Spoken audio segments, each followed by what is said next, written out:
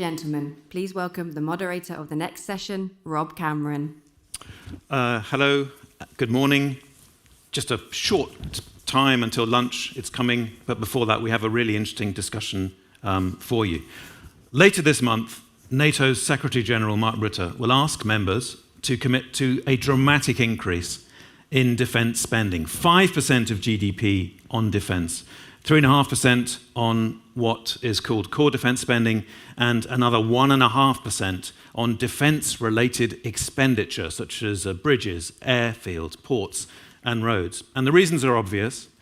Donald Trump is sick of what he sees as Europe freeloading on the United States, and many of Europe's military and political leaders are now saying openly that Russia will be ready and quite possibly willing to attack a NATO country by the end of this decade. So that's where we are. And governments across Europe are adjusting to this new reality. A reality that creates huge financial and political problems, but also opportunities as defense emerges as a catalyst for innovation, for industrial competitiveness and economic development.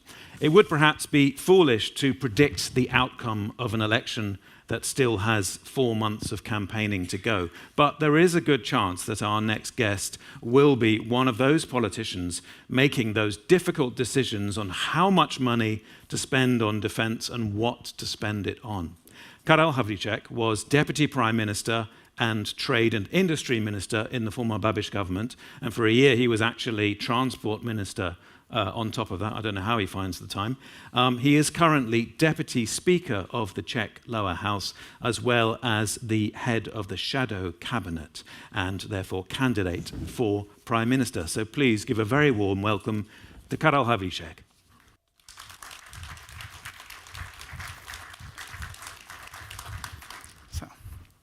Karel, please, the floor is yours. Hi.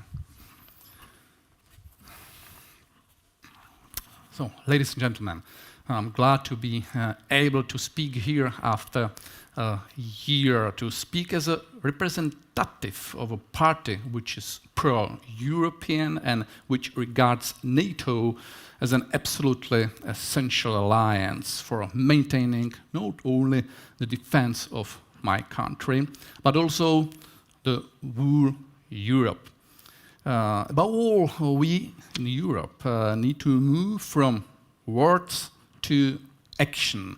Generic phrases about sustainability, competitiveness, and transformation will not ensure performance of companies. And if you do not ensure that business do not leave Europe for Asia or United States, if they do not generate high profits and employ people in industry here, then we can forget about strengthening security. We would like to talk about increasing the spending share for defense. However, we simplify everything by looking at expenditure in relation to GDP. I do not agree with this simplification, and I take it only as an indication and an outlook. It's important to know that we have to earn the money for everything we want to invest and spend. Sure, we can borrow the money, but then we have to pay it back, and the European Union is not in good financial shape. In the words of business, it's losing turnover and profit. While the US has held a similar share of world GDP over the last 25 years, 26%, the EU has fallen from the same figure to 16%.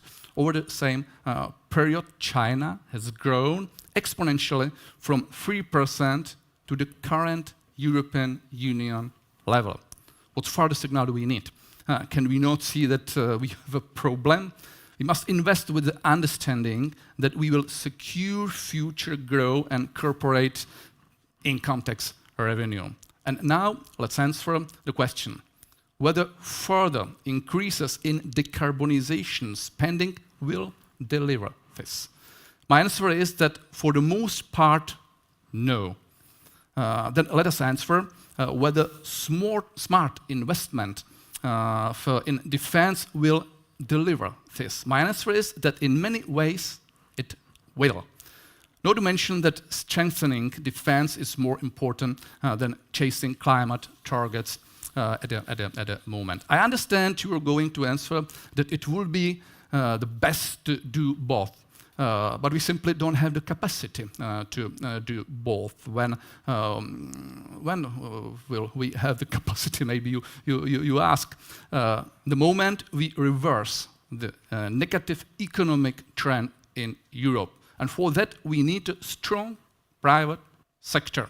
Strong private sector. Employers, and they employees, of course, industry and technology leaders. The reboot of the economy will not be done by governments or the European Commission, but by the private sector and the private sector alone. And the role of governments is to create the conditions for them to do so. A predictable investment, energy, innovation, education, and tax environment. And this is not happening. This is not happening. On the contrary, thanks to unrealistic decarbonization requirements, we have created a totally uncompetitive environment where we have extremely high energy prices and total over-regulation. This also has a negative effect on the social system. Trying to solve everything by subsidies and redistribution unfortunately puts us as even more complicated situation. We cannot solve the lack of efficiency by doping and offset its negative effect by even more doping. And I reject that the economic interest must give way to higher goals. Higher goals must be paid for out of something. Plans to increase debt, create a fund and involve companies in true multiply level are just a wishful thinking. First, companies must make money.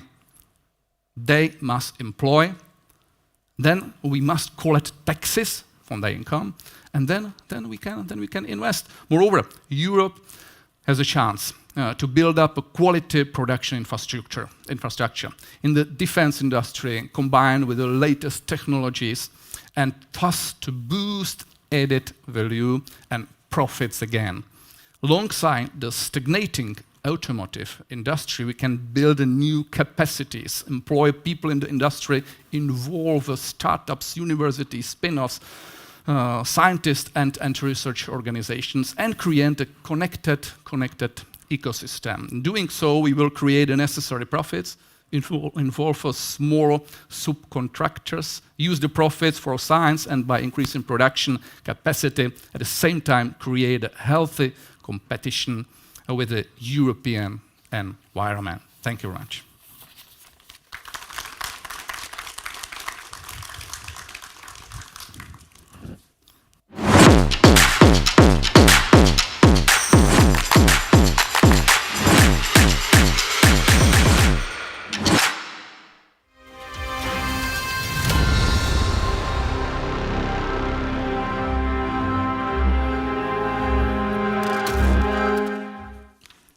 Thank you very much indeed, Karel, and I definitely want to pick up on some of those points that you raised, especially on what Europe's priorities are and what they should be in your eyes. Before we get to that, let's just start briefly with the geopolitics of this. In the last few weeks, we've seen Fiona Hill, she's one of the 3 authors of the United Kingdom's government's Strategic Defence Review, say that poisonings, assassinations, sabotage operations, cyber attacks, influence operations, attempts to cut undersea cables means that the United Kingdom is now at war with Russia. The head of the German Defense Staff, General Carsten Brewer, says Russia is producing 1,500 main battle tanks a year, and not all of them are intended for Ukraine. They could be used to attack a NATO country perhaps in a matter of years. And Mark Rutte said this week, now we are all on the eastern flank. Do you, Karel Havlíček, accept the fundamental premise that we're in this room talking about defense, not because of some vague, intangible threat to us, but because of Russia? Well, so first, I agree that Russia is a threat Well, and as you know, our party supported Ukraine, and we strictly rejected Russia as an aggressor. And I have no illusions about Putin. On the other hand, I do not think that Russia is, let's say, an immediate danger to NATO countries. As you know, Russia has been conquering the Donbass and the part of the Ukraine by more than three years, and has a problem with it. And we have to evaluate the threats not only from the political point of view, but also from the military point of view. And the general question is, what's the threat to Russia? And my answer is, the threat for Russia is NATO. NATO, including the United States. And that's the reason that we have to strengthen the NATO. We have to support the NATO. And definitely, I'm not against the platforms or coalition like coalition of the willing. But NATO cannot be replaced because NATO has a great infrastructure, logistic, and financing. So we have to support the NATO. That's extremely important. NATO, of course, wants its members to spend way more on defence. For ANO, your party, a party that has very much, through the head of that party, Andrej Babiš, profiled itself as the party of peace and dialogue and diplomacy in opposition to the party of war, as it often portrays the current governing politicians. If the Czech Republic does commit itself to this increase in defence spending, which will involve an enormous amount, massive amounts of money and investment, is that feasible for you as a political party? How are you going to make that pivot and explain that to your voters? That actually, you know what? We need to spend the money on tanks and drones. Well, we look at the military spending realistically. Our government, during our government, we increased the military spending from 41 billion Czech crowns to 92 billion Czech crowns. We started at the level of 1%, well, doubled. We started at 1% and finished at 1.4%. We criticize a lack of transparency, we criticize the prices of the products, and we criticize, let's say, the procurement systems. But Prime Minister Fiala said that he's ready to increase, let's say, the expenditures about 2%. And I don't want it will be, let's say, the hands for a percentage. Run for a percentage. Do you know the song of Pink Floyd, From the Wall? Run like a hell. Yes. Well, it's typical. Well, so run for a percentage. It must be based on the efficiency, on the transparency, because right now in the Czech Republic we supported the limit 2%, but right now the Czech government it's not ready to achieve the 2%. He's achieving the goals only thanks to the payments in advance. And that's not real. So first, what we have to do, there are the homeworks, and then we are ready to discuss increasing about 2%. We are not against. In principle, you are not against this. We are not increase. against. In principle, we are not against. As long as it's spent on the right things and as long as it's a transparent process. Transparent, on the right things, and then we are not against. Well. Okay. Obviously, it's not just stuff, it's not just tanks, and it's not just drones, it's not just material. Those industries, they need people, right? They need skilled workers. And I know this is a subject that's very close to your own heart because you've talked about the need for more investment into a skilled workforce in this country. You want to bring back this system of master craftsmen that was abandoned in 1949 in Czechoslovakia and bring it back. Do you think that the Czech defense sector has enough skilled workers to meet the demand? Because looking at the figures, it seems it doesn't. It's not a lack of people with the technical skills, but it's the same problem as across Europe. The same problem is in Germany, same problem is in the UK. I visited right now the UK. I met with the Speaker of the Parliament, with the Minister of Economic and Minister for Army, and are solving the similar problems. Well, that's why the Czech Republic is an industrial-oriented country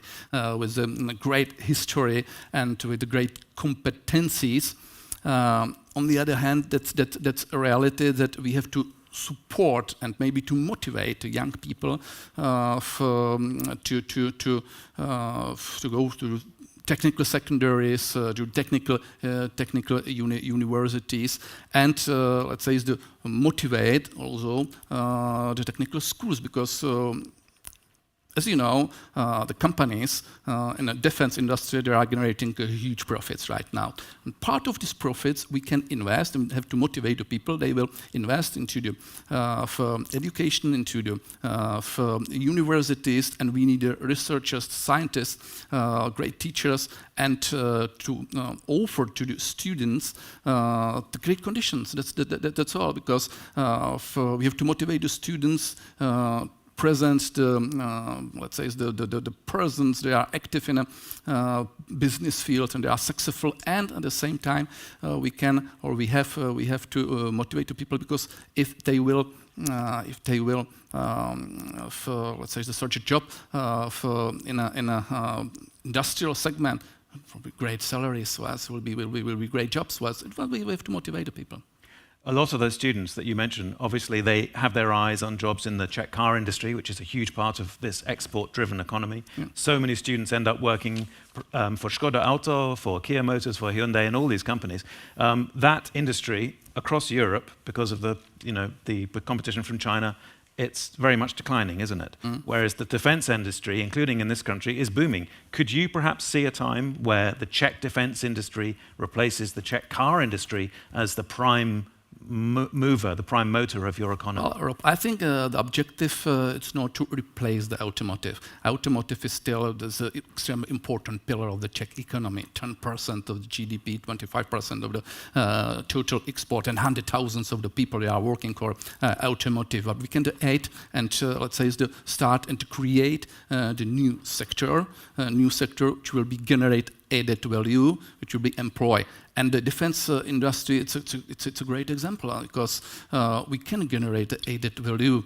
But first, we have invest in the defense, also to the research, to the science.